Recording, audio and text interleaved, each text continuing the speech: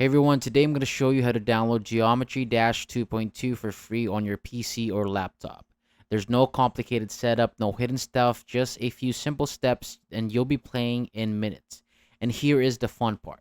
You can actually run the mobile version right on your computer. Sounds cool, right? So, without further ado, let's get started. First, open up your browser and in the search bar type BlueStacks.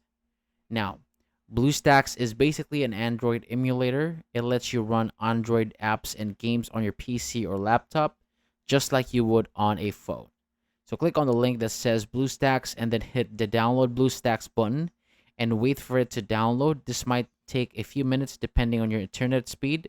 And once it's downloaded, open it up. And inside BlueStacks, go to the search bar and type Geometry Dash.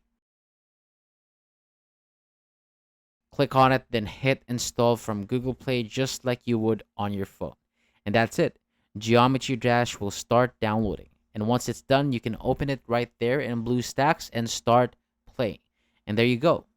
You've got Geometry Dash 2.2 running on your PC or laptop for free. If this video helped you out, give the video a like and maybe share it with a friend who also wants to play. Have fun and I'll see you on the next one.